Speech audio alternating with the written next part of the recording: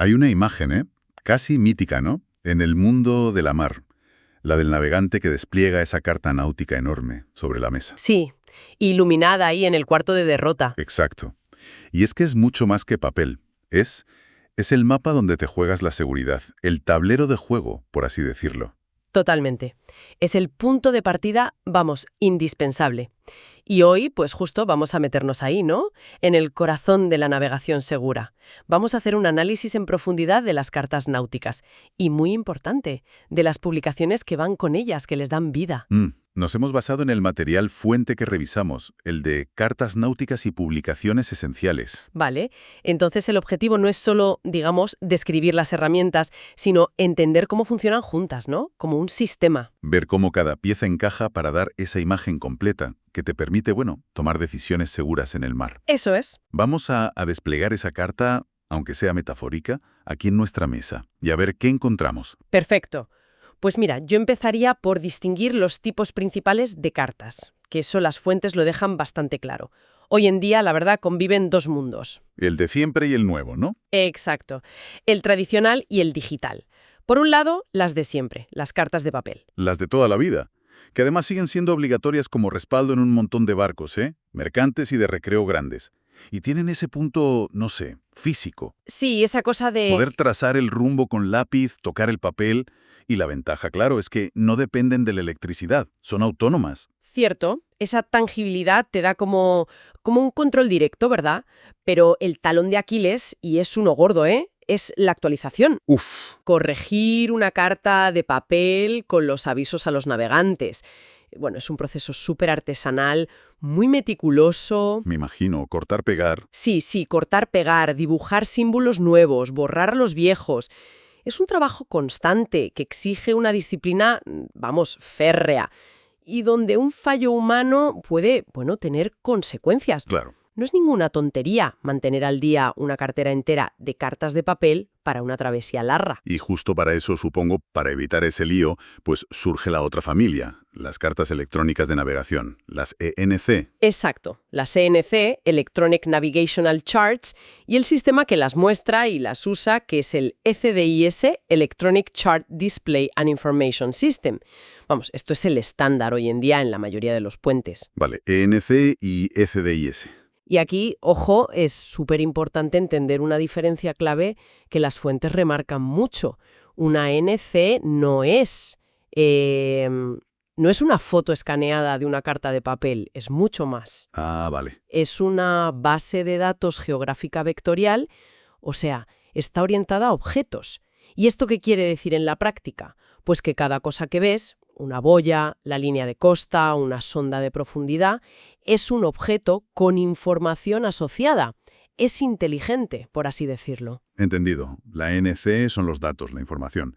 ¿Y el ECDIS entonces qué hace? El ECDIS es el sistema homologado, el software y el hardware que coge esa base de datos ENC, la interpreta, la muestra en pantalla y sobre todo permite al navegante interactuar con ella de maneras que con el papel eran, impensables. Claro. Te pone la posición del barco en tiempo real, del GPS o de donde sea, directamente sobre la carta. Las ventajas parecen enormes, ¿no? Ver tu barquito moverse ahí en la carta, saber dónde estás exactamente a cada segundo. Y no solo eso, que ya es mucho, es que te permite programar alarmas de seguridad que son cruciales. Por ejemplo, la alarma antivarada. Ajá. Tú defines un margen de seguridad según tu calado y si la ruta que has planeado o el barco se mueve hacia una zona con menos profundidad, ¡pip!, te avisa. Ostras, eso es útil. Utilísimo. O alarma si entras en zonas peligrosas, áreas restringidas o si te desvías de la ruta. Además, las actualizaciones, que son el equivalente electrónico a los avisos a los navegantes, las puedes recibir por satélite y se integran en el sistema casi automáticamente. Vale. Eso reduce muchísimo el trabajo manual y el riesgo de error al corregir. Suena casi perfecto. Como un copiloto electrónico que no falla. Pero las fuentes también decían que, ojo, que hay nuevos riesgos con esto. Exactamente.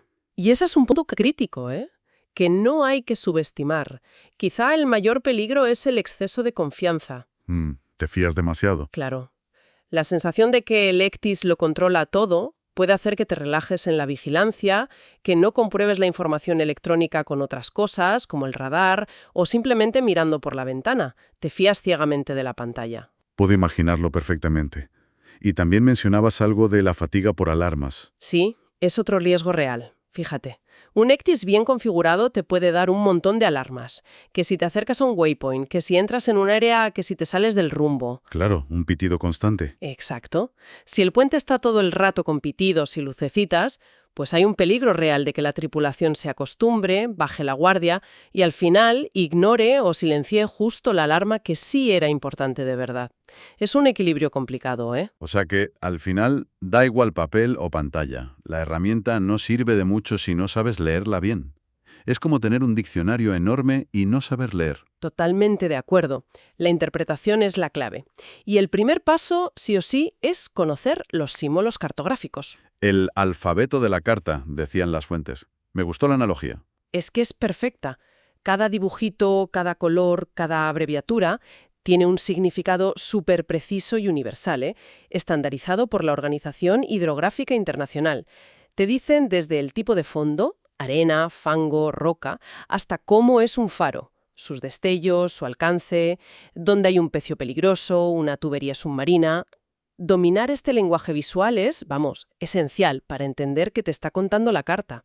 Y junto a los símbolos, otro concepto que las fuentes machacaban mucho, la escala. ¿Por qué es tan importante? Pues porque la escala te dice la relación entre la distancia en la carta y la distancia real. O sea, te dice el nivel de detalle que vas a tener.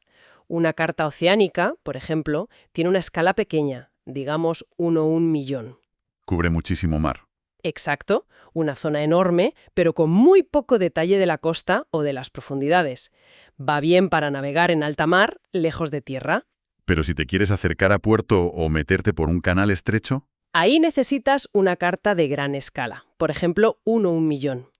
Aquí, un trocito pequeño en la carta es muy poca distancia en la realidad, y eso permite dibujar con mucha precisión cada boya, cada muelle, las líneas de profundidad, las isóbatas muy juntitas, los peligros concretos de esa zona. Usar la escala equivocada es uno de los errores más peligrosos que hay en navegación. las fuentes eran muy claras. Lo llamaban receta para el desastre. Y lo es. Intentar acercarte a la costa con detalle usando una carta oceánica es buscarte un problema. Los bajos, las rocas, los pequeños obstáculos cerca de la costa, es que ni aparecen dibujados. No caben a esa escala. Exacto. Y relacionado con la escala y con cómo pintas la Tierra, que es curva en un papel plano, está el tema de la proyección cartográfica, el método matemático para aplanar el globo, digamos. Y ahí es donde entra la famosa proyección de Mercator, ¿verdad? La que vemos en casi todas las cartas. Sí, es la que más se usa en navegación, por una propiedad que tiene que es genial. Una línea recta que tú dibujas sobre una carta Mercator ¿Sí? representa una línea de rumbo constante, lo que en náutica llamamos una loxodrómica. Ah, vale. Y esto simplifica muchísimo el trabajo de trazar y seguir rumbos con el compás. Tú simplemente pintas una recta desde donde sales hasta donde vas, mides el ángulo que forma con los meridianos, que en Mercator son líneas rectas paralelas, y ese es el rumbo constante que tienes que seguir. Parece la solución ideal. ¿Tiene alguna pega? Alguna tiene, sí. La proyección Mercator distorsiona muchísimo las áreas, sobre todo cuando más te alejas del ecuador y te vas hacia los polos. Lo típico de Groenlandia, que parece gigante. Exacto. Parece tan grande como África y ni de lejos. Para navegar a rumbo constante va muy bien, pero no sirve para medir distancias largas directamente en la carta. Tienes que usar la escala de latitudes al lado, ni para representar bien las zonas polares. Por eso hay otras proyecciones para cosas concretas. Pero vamos, Mercator sigue siendo la reina en navegación general. Entendido. Hemos hablado de las cartas, papel, electrónicas, cómo leerlas, pero las fuentes insistían mucho en que la carta, aunque sea lo central, no basta por sí sola. Es parte de un ecosistema de información. Precisamente. Un buen oficial de guardia no solo mira la carta, tiene a mano una serie de publicaciones náuticas que son esenciales, que la complementan y la actualizan. Son como las notas al pie, las aclaraciones y los boletines de última hora que te dan detalles vitales que no caben en la carta. ¿Y cuáles son esas publicaciones clave que mencionaba el material? Pues son varias.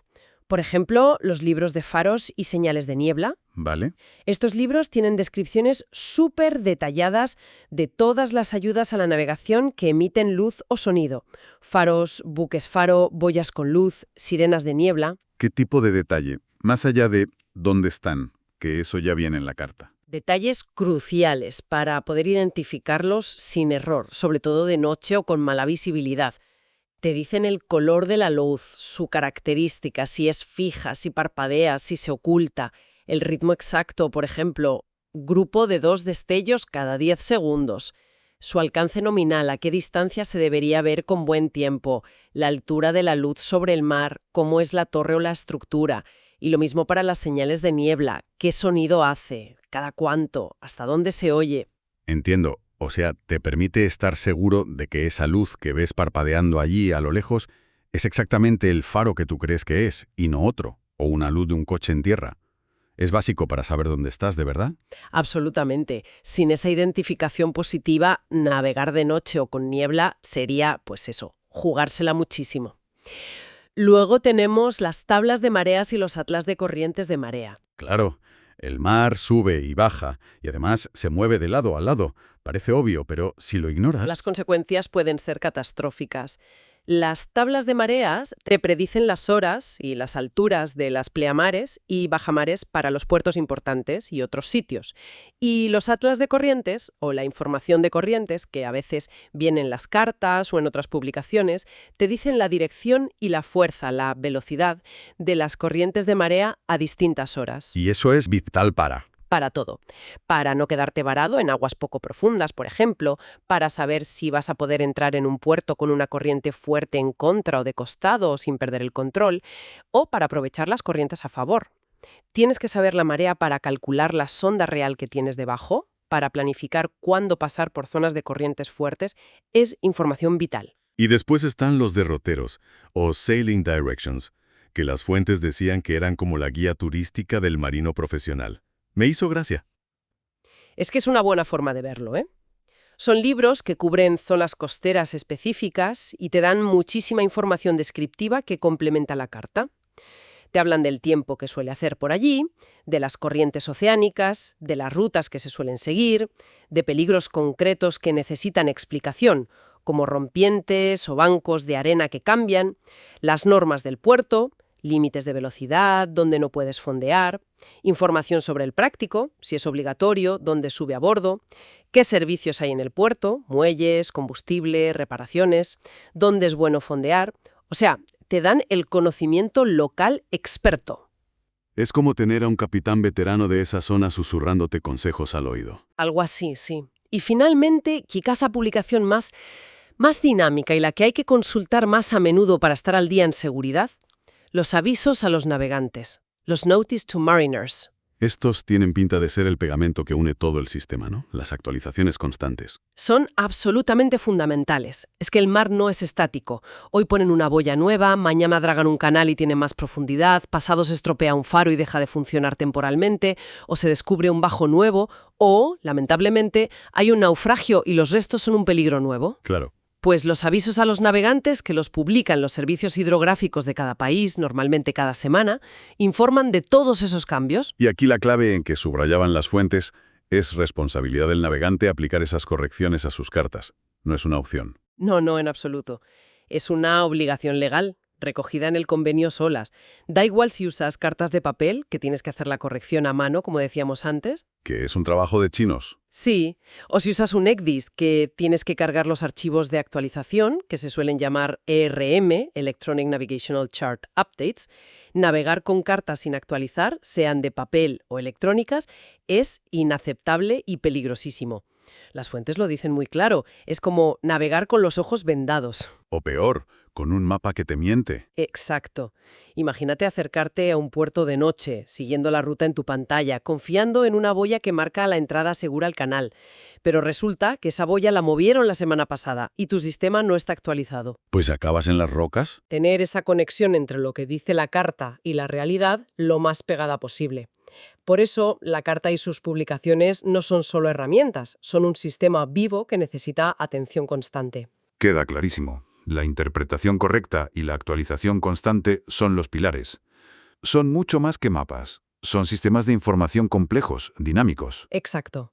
Requieren saber leerlos, disciplina para tenerlos al día y, sobre todo, buen juicio para juntar toda esa información con lo que ves por la ventana, con el radar, con otros equipos.